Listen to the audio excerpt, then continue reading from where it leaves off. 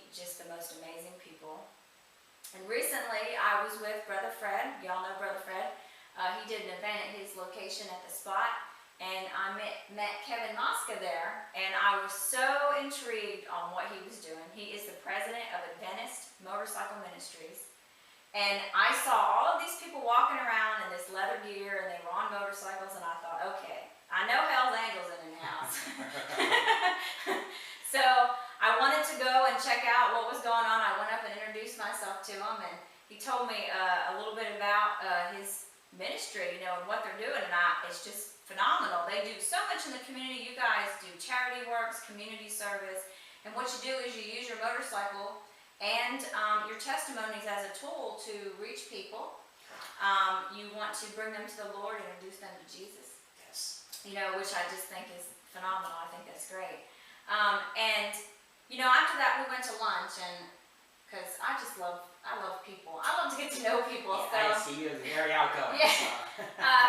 And I was just blown away by your testimony and how we sat down and you shared with me about your childhood and how when you were younger you know, you came from a broken home and you lived this life of crime, and you're going from town to town and you're robbing and you're stealing and you're burning down paper factories, and you know, you told me these incredible stories, and then you know, one day you got in trouble and said, hey, I got to turn my life around. So I really want you to share, you know, your testimony with our audience. Okay, well, as far as all that, we used to rob trains, freight trains that came through town, things like that, paper factories. They had the huge rolls outside, so we'd light those on fire and watch from a distance the fire department come and put it out, including the swamps. And then I was like 2 months before I was 18, and again, hanging out with my friends, we got caught. And in fact, we got a couple blocks from this gas station, and we saw a police car following us with its lights on. So, okay, throw everything out of the van. And we did. We got to the next block. This is in the city, and we got to the next block, and we were surrounded by police with their guns drawn over parked cars. Now that would be very scary right there, to be surrounded. Well, enough to scare you into turning your life around. Well, what happened though was we all went down to the police station. There was about 10 of us, and one of the parents came down and got us all out. Well, I thought about it, and I'm saying to myself, I'm going to be 18 in 2 months. If I get caught doing this stuff now, yeah, I'm going to go to jail, and I didn't want to go to jail. That's not what I wanted to do. Yeah. So what I did was stop hanging out with these people. You know, they were friends, but I just knew I had to get away from it. I had to get away from what I was doing. Yeah, sometimes when you choose to change your lifestyle, you have to choose to change the people that you keep. You have to look at who is good for you as an individual, for where you want to go in life, for the growth that you're looking for on the spiritual side. And sometimes you have to just love people from a distance. I believe that, yeah. Yes, yeah. And that's the way it was. In fact, I hooked up with an older friend that didn't hang out with us, and we started hanging out again. So, and we're actually friends for 50 years now. That's awesome. Yeah. And now after that, you got married, and you had some children. You had a very successful business up north, right? And you know, tell us a little bit about that, because I know you didn't grow up in church, right? But one thing you mentioned was that you always read the Bible. True. When we went to the churches, some of the churches, they didn't speak English, so naturally it was okay with me because I just took out a Bible and read it. And then I really started getting into what it said. And I remember the first thing I read was in Matthew's about not an eye for an eye, but to forgive people that do wrong to you. Oh yeah. I think it's Matthew 5. Yeah, we've talked about that a lot on the show. I kept reading that over and over again because I probably have it in here somewhere, I'm sure. My book of shows. Right. How do you forgive people? I couldn't understand it. I couldn't understand the concept. How do you think you forgive now? Through God's grace. God's grace. If He can forgive me, And Jesus, he died on the cross. He gave up everything, Yeah. including the kingdom of heaven, to come down here, be a servant. And he went through a lot and was tortured by his own creatures, by his own creatures. And if he can forgive me for doing stuff to other people, I can forgive other people, because this is Jesus Christ that did what, loves me no matter what. I once heard that forgiveness is accepting the past for what it is, knowing that you can't change it. You accept it, but also it's in finding the good. You know, people say forgive and forget, and you know, with that term, I think what that really means is what you do is you look for what you learned in every situation, and you use that for the good. You take whatever you've been through and you look for the good out of it, and the lessons that you learned, and you pass that on to other people, you know, and help them heal. You know, make a difference in somebody else's life. Yes. Yeah, that's right. But even when people do wrong to you, there's a reason. Yeah. Whether it's their childhood or something. They're hurting. Yeah. So you know, you say, oh, how can a guy murder somebody? Yeah. I can't understand, but you know, I didn't live his life. Yeah. So. Well, I always, you know, we've touched on this forgiveness. In the last couple of days, I have done a lot of interviews that have focused on forgiveness and understanding people, taking the time to see others as they are, because you don't know where they're at. You don't know what struggles they're going through. And I recently read a sign that said, be kind, be kinder than usual with everybody that you meet, because you don't know what burdens they're bearing at this moment. And it could be much worse than yours. Right. You know? Oh yeah. So you're at this point in your life where you're married and you know you're successful and you've got great kids. At what point do you start going to church? I mean, because I know you didn't grow up in a church. Did you raise your children in the church? No. We how can I say this? I wasn't really much into it, because as a young kid, we were told to go to church, but it was only to get us out of my mother's, you know, give her time to be on her own. Right, it's a poor example set forth. So we even played hooky from that. But you read the Bible. But you're still reading the Bible, so you know you have this calling. You know that you. I knew it all my life. I mean, as a child, because I always was interested in who God was, and talking to pastors or priests, asking them questions. I know the answers. Whatever answers they gave me, didn't answer what I really wanted to know. It really didn't. You know, until I started reading the Bible. And you then started I saw for getting down myself to the basics. You the wanted real to thing. know the simplicity of it. Yeah. This is the 10 Commandments, and that's how simple it is. Mm-hmm. It's really that simple. Right. You know. Yeah, I agree. I know you wrote a little testimony in here on the Adventist Motorcycle Ministry website, and I went in there and I read it, and you wrote in here. You're explaining that you're riding on a motorcycle. You feel the breeze on you. Am I right? Yes. Because I'm thinking back to what I read. And it says, it's the first time in my life I felt the Lord talking to me. It's a wonderful revelation. I feel so much from this vision that my heart beats harder every time it comes to mind. In my heart, the road to heaven is as it says in Matthew 7:14. Because narrow is the gate and difficult is the way which leads to life, and there are few who find it. That's phenomenal. It came to me. You know, I don't know whether it was a vision or I don't know what to call it. But it came to me, and it was very faint, because over the next couple of days, it just resonated in me that, and more, as weird as it sounds, I saw more and more of this vision, quote unquote. And Did you write this about why you got involved in about why you started this chapter for the motorcycle? No, this is basically that the Lord was, for the first time I felt the Lord talking to me. Do you think maybe he's always been talking to you, even because all those years you read the Bible, but maybe you didn't recognize that was his voice? Because Absolutely. a lot of people think it's instinct.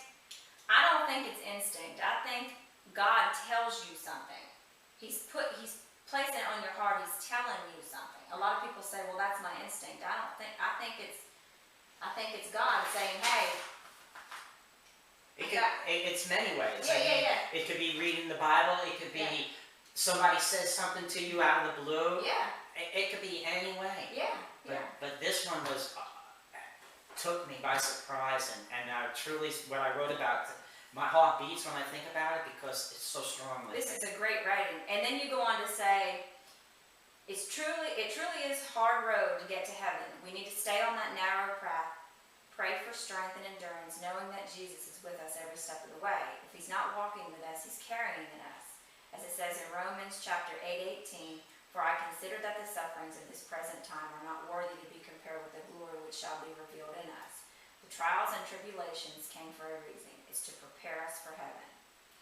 The choice is ours. Do you want a rugged uphill climb on the narrow path of life, or the easy way of the freeway that ends with eternal death?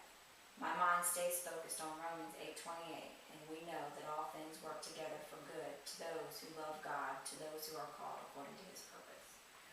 That's phenomenal. Well, it reminds me in the Bible, it says the rain falls on the wicked and the good, and the sun shines for the righteous and the unrighteous. We all go through heartaches. Yeah. We all go, but it's how you use that heartache, that trial, That's exactly to right. learn. And it's tough in the beginning. I mean, and the truth of the matter is, when I used to pray, give me patience, and then I see these trials come, and then I would like hesitate, go, I'm not going to ask for that. Yeah. But I'm at such a comfortable state now that, yes, Lord, teach me whatever you need to teach me, because I want to make it to heaven. Yeah. You know? That's awesome. That's just awesome.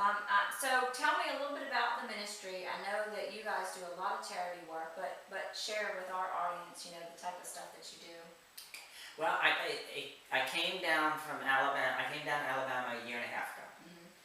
Up north in Jersey, we didn't have any Adventists. I knew no Adventists that rode a motorcycle. So I did a lot of community service. Let me back up for 1 second. Why did you choose to be a Seventh-day Adventist versus?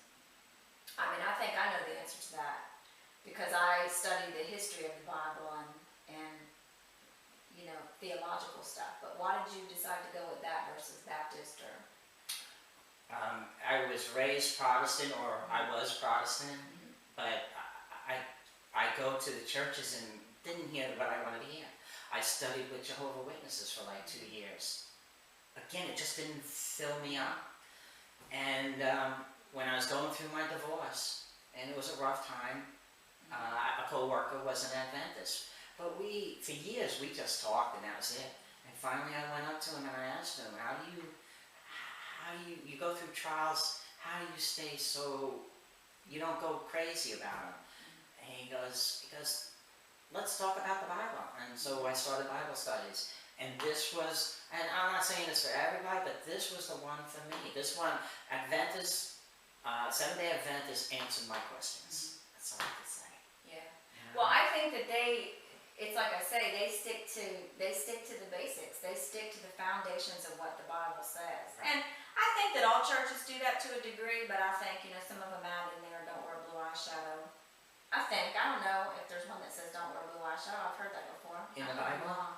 Well, I think that there's Oh, churches that say, you're not supposed to wear blue eyeshadow, or you're not supposed to wear blue jeans, or you're not supposed to, I don't know, I've not read anything in the Bible about blue eyeshadow or blue jeans, but I'm saying, I think that churches, they have blue laws and stuff that are specific to their church. Right. And, one thing I've learned about Adventists, and I don't attend a Seventh-day Adventist church, but I do know that they stick to the basics and the foundation of what is in the Bible, and I love that about them. I have friends from all different religions. My husband, he teaches at a Baptist church. But I do love that about them. They like I say, they answered my questions. That ones that I had through my whole life. So. But the ministry that you're doing now, I know that you're the president of the chapter here in Alabama. We're going to give you his website at the end of the show. But it's the Alabama chapter when you go on there, so you know. But how did you, what tugged your heart? How did you get that started?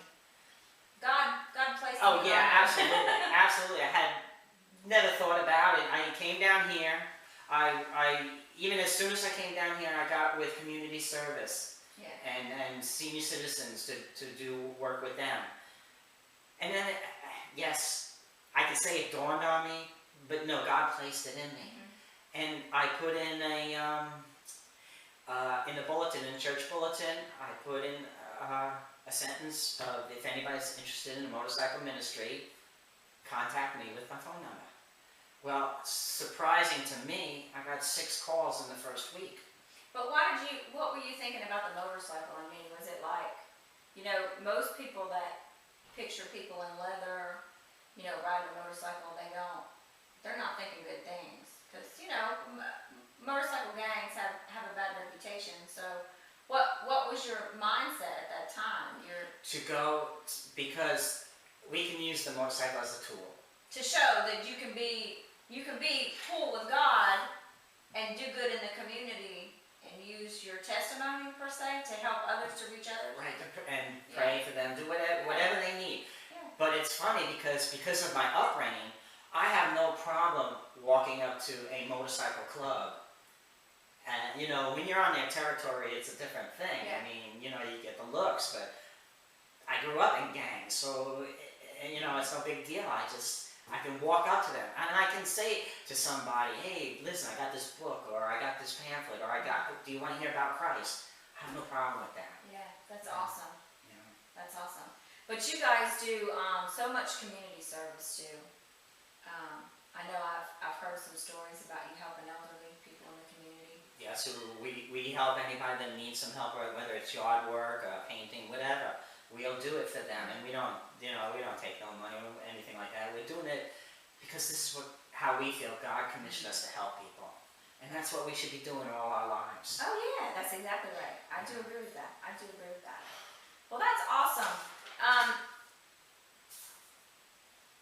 If you had a piece of advice for our listening audience, what piece of advice would you give them? If you're thinking about your own life and what you've been through and what you're doing now, for the ministry. Well, to make it real simple is give God a chance.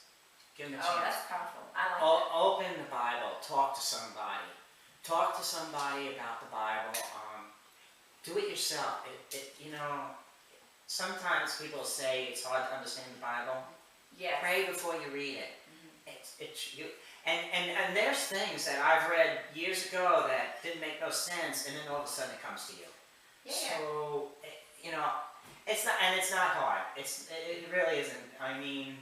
Well, I'll tell you a little story about myself in reading the Bible. I used to think, I didn't understand it because some of it's confusing when you read it. You don't understand why certain people are being disciplined for certain things in the Bible. You don't understand, because you're not looking outside the box. You're just reading those words. And so what I used to do is I started reading the Bible, and when I had the verse, I would write it down on a piece of paper, and I'd ask my mother-in-law, and if she didn't have the answers, I would go to Google, and I would type that particular scripture in Google.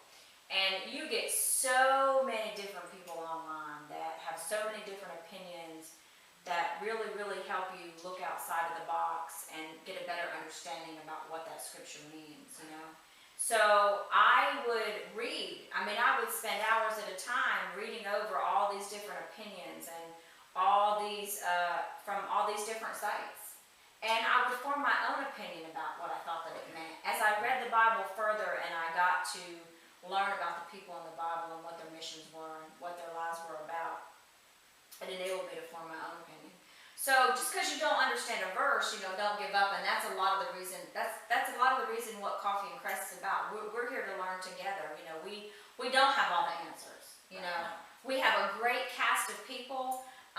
We're heavily involved in the community, so that's what it is. I would have stresses, and I would go to Brother Fred and say, "Oh, I don't know how to handle this," and Brother Fred would say, "Well, did you ever think of da da da da?" And I was like, "Yeah, I never thought of that." That's what it's about. So don't struggle with saying, "I don't understand the Bible." And I can say for you and myself, we're learning every day. Oh yeah, every day. I've learned Every day. something from this show. So yeah, absolutely. Don't give up on the Bible. No. There's a lot of different versions of it out there. I have it in a book. I have several different books. I have something called the book. And there is one thing I do is, especially in the Old Testament, is check out the history of the culture at that time. It helps you to understand what's really going on. So. And I read a lot of theological stuff too. You can go and find out basic information in the encyclopedia and in the dictionary. A lot of people don't realize that. You can find out like the histories of Christmas and Easter and all that stuff. You can find all that stuff out in there. To find out, you know, what is pagan, what's not pagan, what is true, what is false, you know. How it originated. Find that for yourself. You know, don't go by what somebody else says. That was one thing that was really important to me is you want to know that you're living right. Yes. You know, you want to read the Bible, but don't just practice what the world is saying you should practice. You need to go out and learn the history of it for yourself. Absolutely. Yeah. Absolutely. Yeah. And of course, pray to God because Jesus will guide you. That's right. You know. I want to thank you so much for coming in today. Well, thank you I for have having thoroughly me. enjoyed this, and I'm excited about getting to know you and your wife because I think that I want to bring you back and I want to talk some more and kind of pick your brain and get some stuff. I hope you guys have enjoyed the show today, and if you have any suggestions for shows that you would like us to do, topics you would like us to cover, or even questions for Kevin, please feel free to shoot us an email. I'll have all the contact information at the end of the video for you if you'd like to contact Kevin. I want to give a big shout out to Tim Hicks at Advocare. They have great nutritional products. The workout videos are fabulous. So if you want to talk with Tim or get in touch with Tim to find out what he's got going on, there's a link on the Kerri Chronicles site. You can click on that Advocare link, and I will also have his contact information for you. Again, I want to thank y'all for tuning in. Have a blessed day.